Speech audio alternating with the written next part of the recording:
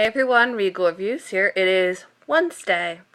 So, to recap on tonight's episode was called Ruby Slippers, and it basically starts off with where we left off last week, where Red is currently in the underworld, and we have no idea why she's there. And we find out that she's there because of Dorothy, and this is definitely a Red-centric episode because it showed flashbacks to her in Mulan and Oz, and I'm very happy to see Red back. I thought she was a great character, and I believe she was truly missed among fans. But her and Mulan have been around Oz because Red is looking for her pack, and they stumble upon Dorothy because Dorothy sees these two as a threat to Oz. And Toto ends up running off, and Zelina she ends up holding Toto for ransom, sort of. More as a bargaining chip. If Dorothy will give Zelina the silver slippers, she'll give Toto back to Dorothy.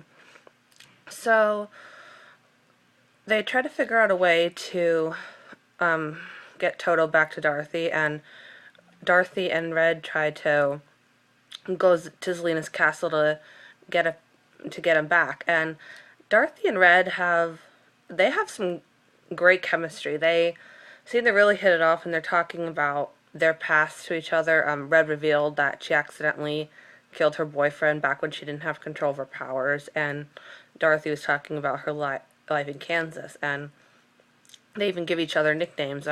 Dorothy calls Red Wolfie, and Red calls Dorothy Kansas. And they end up finding out where they are via flying monkey, so they go back to camp where Mulan is, and Red then reveals that she's been searching for how long for her pack, and she feels that she's here for something else. And I'm like, oh my god, she's there for Dorothy. And when she goes to tell her how she feels, Dorothy's gone. And it kind of makes me sad a little bit because Mulan always seems to end up alone in these situations, but I'm really glad that Red gets a chance at love again. So then that explains why she's in Storybrooke. So they try to figure out a way to save Dorothy, and they need to figure that out by going to Zelina, and Zelina reveals to them that she put Dorothy under a sleeping curse. And Regina and Zelina both have a nice sister moment again, which I liked. I liked seeing them get along. It's a little bit of a change up from them arguing all the time. And Zelina even has a moment with Belle, and Belle goes to Zelina for help because of the whole situation with Rumple, and Zelina gives Belle the idea of being under the sleeping curse because Zelina tells Belle about how Emma speeded up her pregnancy, so Belle comes to the realization that Hades can do that any time to Belle. And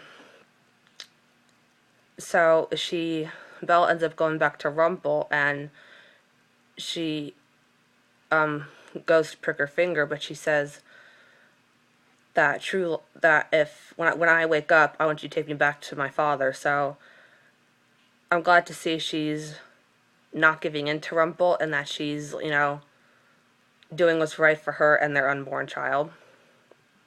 But they think Dorothy, because when you're under the sleeping curse, only true love's kiss can wake you up. So the heroes then go to find Aunt Em, and when they find her, they find out that actually Hades did something to their little container they're going to use to because Annie M's in Underbrook, so she can't leave, so she was going to blow a kiss into this thing, and Hades made it so that I can't explain it, like Annie M turns into liquid. So Hades is doing this all for Zelena, apparently, because Dorothy is Zelena's biggest threat. So they all think that they're all, what are we going to do?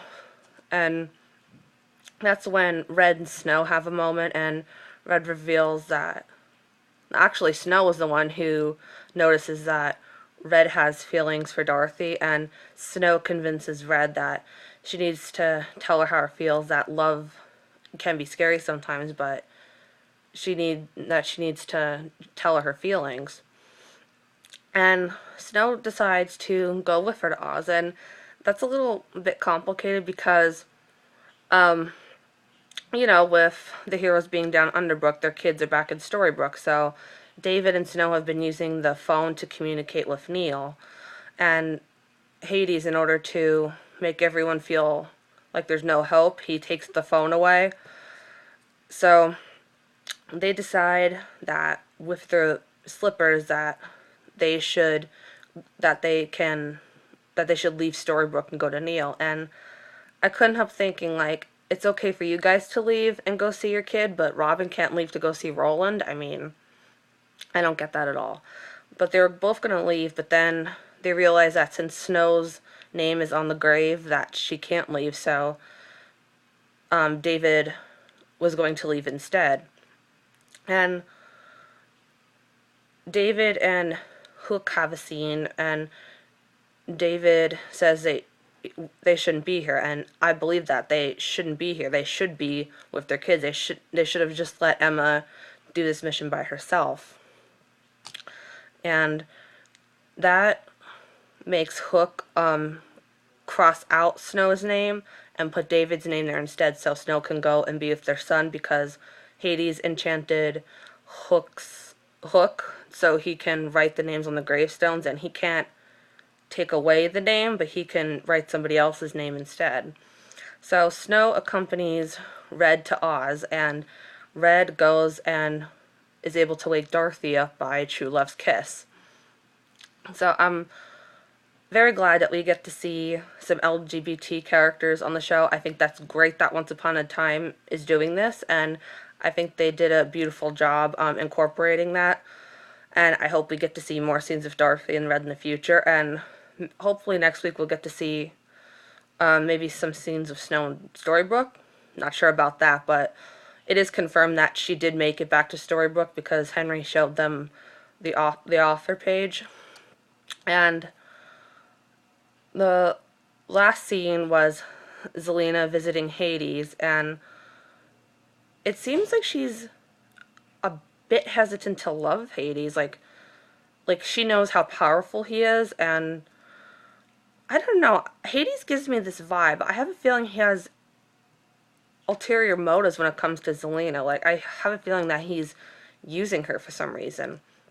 But she goes to visit him, and he dumps the liquid that is Annie M into the River of Lost Souls, so now she has a fate worse than death now. And Zelena says to Hades that after talking with Belle, she realizes that she hasn't given him a real chance, so she decides to give him a chance.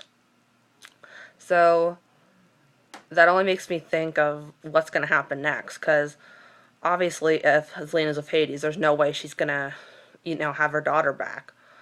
And it looks like from next week's episode, the previews, and Hades is going to propose to Zelena, and instead of saying, "Will you marry me?" he says, "Will you make chaos of me?" So I have a feeling that he's using her.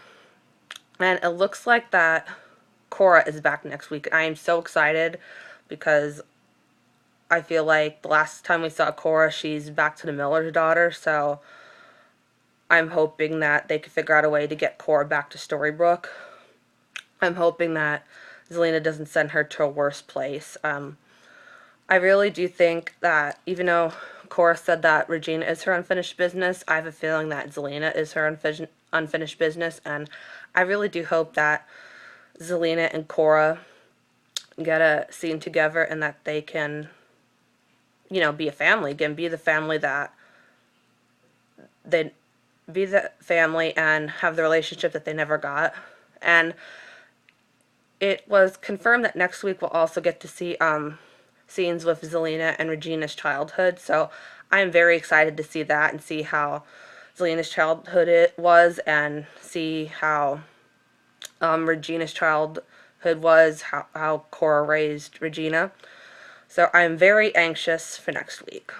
I hope you guys enjoyed tonight's Ruby Slippers episode, and I hope you guys enjoyed my recap. If you guys want to check out Once Upon a Time, it airs Sunday, 8 p.m. on ABC. Like, subscribe, and remember, stay regal.